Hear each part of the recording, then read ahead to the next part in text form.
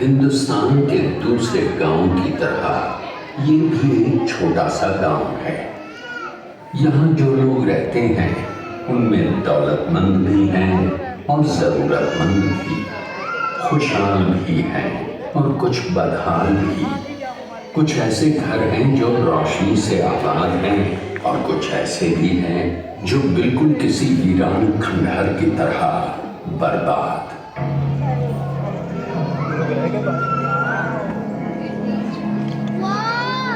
ये भी एक ऐसा ही खंडहर था, पर इसकी किस्मत उस दिन बदल गई जिस दिन यहाँ एक दरवेश ने, एक फकीर ने अपने कदम रखे।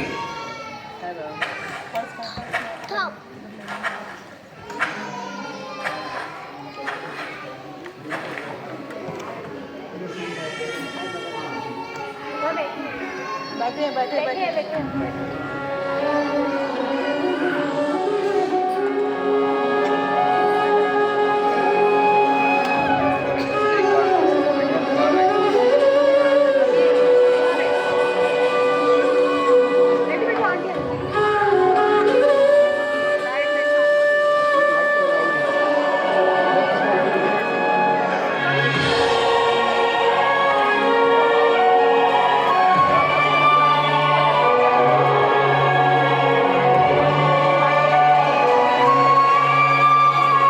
सामने ये जो चौखट नजर आ रही है, यहीं बैठकर वो फकीर परेशान हाल लोगों को उनके दुख और तकलीफों से छुटकारा दिलाया करता था। वो उनकी टूटी उम्मीदों को फिर से जगाकर उन्हें जिंदगी जीने का नया हौसला देता था। यही वो जगह है जहां वो दरवाजे पे आए भूखों को खाना खिलाता था। यहाँ वो अपने शागिर्द दास गणू, महर्षा पति और अब्दुल के साथ बैठकर दुनिया के तमाम रहस्यों पर घंटों तक बातें किया करता था और उन्हें सुलझाया करता था। वो फकीर अपने साथ ये ईंट भी लाया था। इसे वो अपने गुरु की सौगात मानता था। इस ईंट के अलावा उस फकीर के पास था सिर्फ ये पानी का मटका और कुछ भी नहीं। ये है उस फकीर की पवित्र धूनी। इस धूनी की विभूति के चमत्कार का न जाने कितने भक्तों ने अनुभव किया है। वक्त बीतने के साथ इस फकीर का नाम पूरी दुनिया में फैलने लगा और दूर दूर से लोग अपनी मुरादें लेकर इस मस्जिद में आने लगे। उस फकीर ने अपने इस दर का नाम रखा द्वारका माई। माई यानी माँ, और उस माँ ने फकीर को ममता के आंचल में हमेशा के लिए बसा लिया। और आज जब आप उसी द्वारका माई में आए हैं तो ये कैसे हो सकता है कि द्वारका माई का वो बेटा आपको खुद न मिले?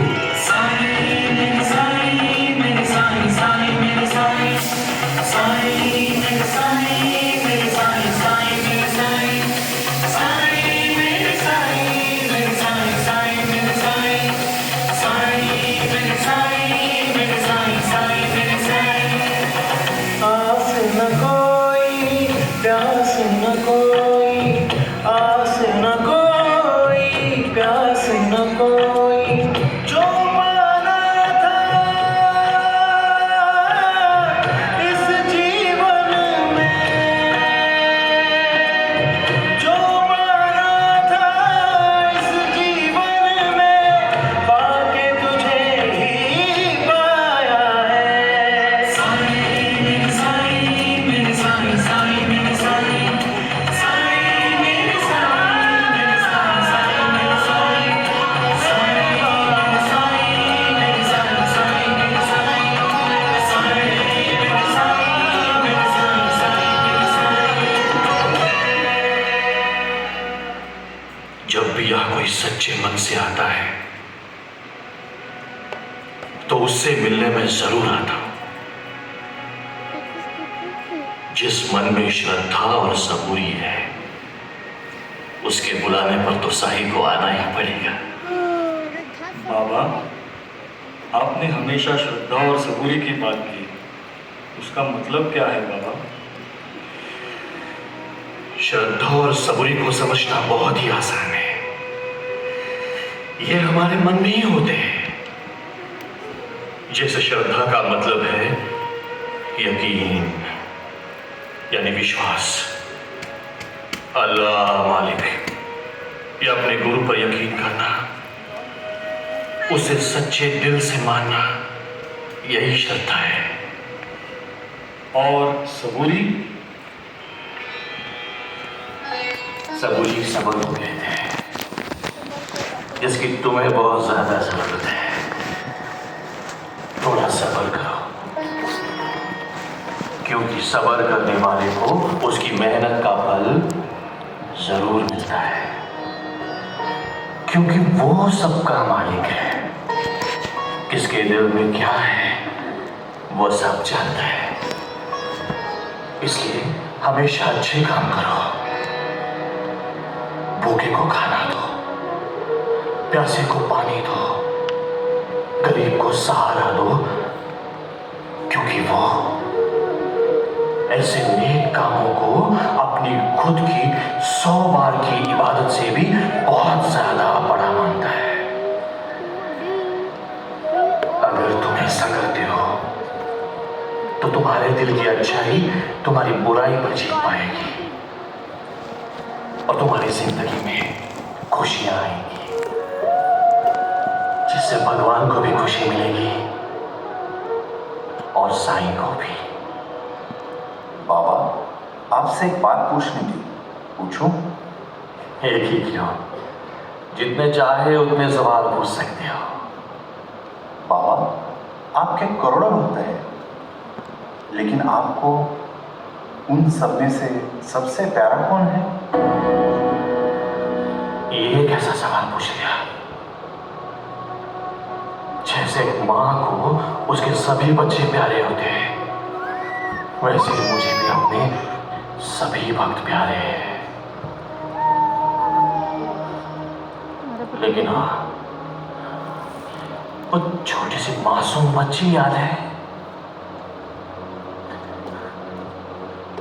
लक्ष्मी नाम था उसका, मुझे याद है। दिवाली की रात लक्ष्मी आई थी यहाँ और अपने साईं की द्वारकामाई में अंधेरा देख बेचैन हो उठी। वो अपने साईं के घर को रोशन करने के लिए गांव वालों से तेल मांगने चली गई, पर किसी ने उसे तेल नहीं दिया। लेकिन उसके मन में इतनी श्रद्धा थी, तेल से चलने वाले दिए पानी से चलाते, क्योंकि उसने जो किया वो खुद के लिए नहीं, अपने साईं की द्वारकामाई को रोशन करने के लिए किया था। आज आप सभी लोग उसी श्रद्धा और मोहब्बत के साथ मेरे पास आए, इसलिए उस दिवाली की रात उस लक्ष्मी की जिंदगी जैसे रोशन हुई थी, उसी तरह आप सब लोगों की जिंदगी भी हमेशा हमेशा के लिए रोशन हो जाए। अल्लाह